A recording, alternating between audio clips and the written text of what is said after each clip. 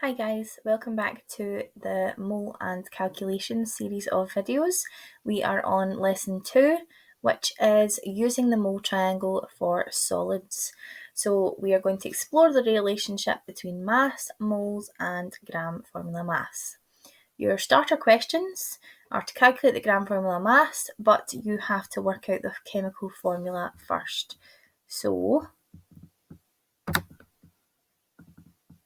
you have two examples here.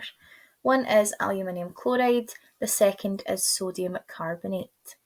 Now remember, you'll need to go to page 8 of your data booklet because carbonate ends in 8, it's a complex ion. Pause the video, attempt the starter questions and then play to find out the correct answers. So, aluminium chloride, we have AlCl3 and it weighs 133.5 grams. Sodium carbonate is going to be Na2CO3 and it has a gram formula mass of 106 grams. Well done if you got both of those correct. So what we're going to do is we're going to have a look at how we're going to use something called the mole triangle for solids, and we're going to practice some examples of these for calculating the number of moles. We are going to be successful if we know that we can calculate moles and mass for various different compounds that you are given. So, how do we actually calculate the mass for more than 1 mole of something? 1 mole of a compound is the same as its gram formula mass. So if we work out what the mass of 1 mole of potassium sulfate is, so we've got K2SO4. Potassium, 39 grams. We have 2 of them, so we times it by 2 to give us 78. Sulfur, we have 1 sulfur, so 32 times 1 is obviously 32. And then we have 4 oxygens within this compound. So we have 16 for oxygen. Using just the same method as before, going to page 7 of the data booklet and finding out the relative atomic mass for these. And we have 64 for this one. So add it all together and we have 174. What would be the mass of 3 moles of potassium sulfate? How would you calculate that? Well, it's obvious if 1 mole weighs 174 grams, what would the mass be of 3 moles? We're going to multiply it by 3. And that is the basis for this triangle. And it looks like this. So if you haven't taken this note, this is a note. It has a pencil in the top right hand corner. Take that note into your big jotter for notes. So this is the mole triangle for solids. We have mass at the top, and number of moles, and formula mass at the bottom. Now remember that 1 mole of a solid substance is its gram formula mass. If you would like to, you can use my new flatmate to remember this. So M for my, N for new, and then FM for flatmate. The mass is always measured in grams. The number of moles, which is N, which is this one, is measured in moles.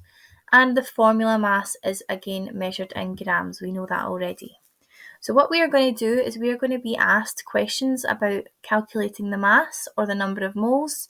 And what we have to do is we have to calculate the gram formula mass to help us calculate either mass or number of moles. This works in exactly the same way as the speed, distance, time triangle that you've all done in maths, and some of you might have done the triangle in physics as well. We're going to lay our working out very similarly, so make sure that you take down every single step of working. So here is a wee example using the mole triangle then, so that we understand how it works. If I had 40 grams of sodium hydroxide, how many moles would I have? So let's have a look at the triangle and first have a look at what we actually have, so what information the question gives us, and what information we are required to calculate or to find out. So number of moles is what we're trying to calculate. We don't have N, so we just put a question mark next to N. Our mass is 40, it tells us that in the question, so we put 40 grams next to mass. Formula mass, we're not given in the question, but remember, if you know the formula for something, then you can work out the formula mass. So we take NaOH, do the gram formula mass as we normally would, and it comes out as 40 grams. Now this is the new part, the part that we're having to use the triangle. So if we want to calculate the number of moles, we simply cover it up, and then we're left with mass over formula mass. So the number of moles is going to equal the mass, so the M is on the top of the triangle, and the formula mass is underneath it, so that means divide. So N equals M over Fm. Our mass is 40, and our gram formula mass is 40. So that means that if you have 40 grams of sodium hydroxide, you're going to have 1 mole of sodium hydroxide exactly. And that is how we use the mole triangle. Let's take that note down and then do some worked examples as well. Again, remember my new flatmate.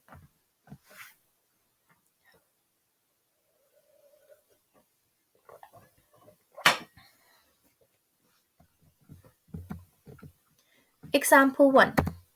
Calculate the number of moles and 50 grams of calcium carbonate. So again, we're going to start with a triangle, and we're going to identify which parts of the triangle we know and which parts we can figure out or calculate. So the number of moles is our question mark, that's what we're being asked to calculate. The mass is given to us in the question, and it is 50. And the formula mass we can work out. So calcium carbonate, CaCO3. We have 3 oxygens worth 16 each, 1 carbon worth 12, and 1 calcium worth 40. So when we add all 3 together, we get 100 grams. Now we want to calculate N, so if we cover N up in the triangle, we are left with mass, which is M, over gram formula mass, which is Fm. So that's the formula we're going to start with. Number of moles equals mass over formula mass. Then we can start substituting in our numbers.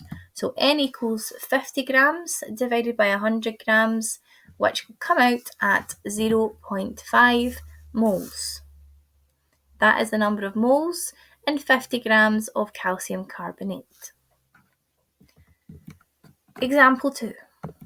Calculate the mass of 0.2 moles of aluminium nitrate. This one's going to be a wee bit more difficult because as you can see from the question, we have brackets involved here, which means, as we all know, we're going to have to multiply out the brackets. We also are not looking for the number of moles in this example, it's asking us to calculate the mass. So our formula is going to be rearranged a little differently. We always start with a triangle and identify what we're missing and what we have. So this time we have number of moles. It's the mass we're being asked to calculate. So our mass is a question mark. Number of moles is 0.2 from the question. And the formula mass we're going to have to figure out. So here's how we do that. We start with oxygen. There are 3 oxygens in the bracket, but there is a 3 on the outside of the bracket just here. That means that we have 3 times 3 oxygens. 3 times 3 is 9. So we have 16 times 9, which gives us 144 grams for oxygen. Nitrogen, we might look at that and think, oh, there's only 1 nitrogen. There's not, because remember, it's inside the bracket as well. So this multiply by 3 also happens with nitrogen. So we have 14 times 3, which is 42 grams. Lastly, aluminium is not in the bracket, it's by itself, so we know we have 1 aluminium in the compound. It has a mass of 27 grams, so when we add all 3 up together, we end up with 213 grams. Our question asks us to calculate the mass of not 1 mole, but 0.2 moles. So what we have to do is we have to cover up the M, and we're left with N and FM next to each other. This means not divide, but times. So M mass equals the number of moles times the formula mass. Our number of moles is 0.2 and our gram formula mass is 213. If we multiply these together, we end up with 42.6 grams, and that is the mass of 0.2 moles of aluminium nitrate. Here are some questions for you to try.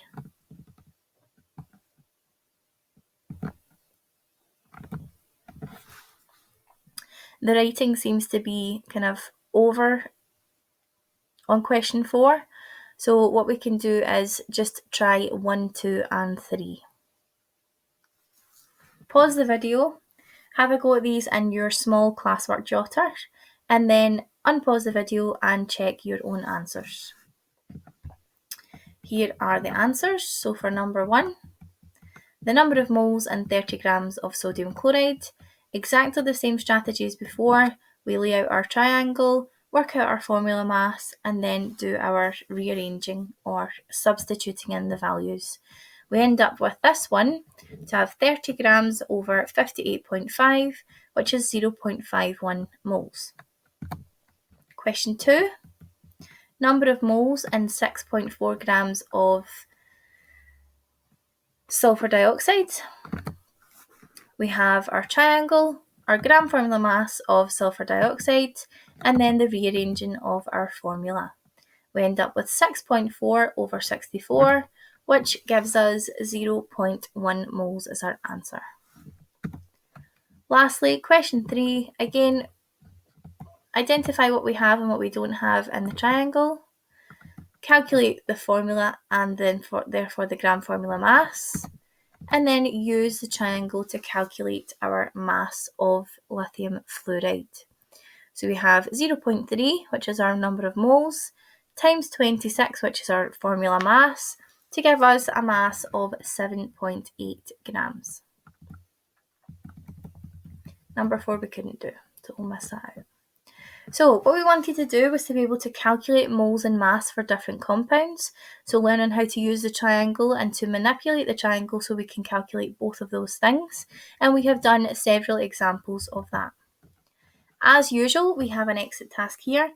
Now this has come straight from a National 5 past paper, and this is one that when you look at it at first, it can be quite tricky to work out exactly what the question is asking. But have a go. And what we'll do is, if you pause the video and have a go, unpause, I'll talk you through the answer and you can see if you got it right. So pause now.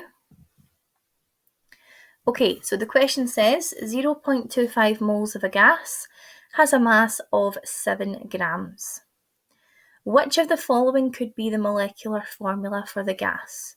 So first of all, we have a number of moles here and we have a mass. If we use the triangle for solids, that allows us to calculate the formula mass of this compound without even knowing its formula. So we'd have 7, which is our mass, divided by the number of moles, which is 0.25, and that will give us a mass of 28. That means that the formula mass has to be equal to 28 grams. Now what we're going to do is we're going to go through the answers and see which one fits. So the first one, we have C2, carbon is worth 12, so 2 times 12 is 24, plus 6 is 30. It can't be A because we're looking for 28, and A has a formula mass of 30, so it can't be A. B, we've got C times 2, which is 24, plus 4, that is equal to 28. So it's looking like our answer is going to be B, but let's just double check. So C has C times 3, that's going to be way too many because 3 times 12 is 36. Again, same situation with D. So that is how you kind of go around eliminating answers to get to your final answer, which for this question is going to be B, C2H4. That is the end of lesson 2. Thank you very much for taking part. Any questions, you can drop me a message or come and see me in school.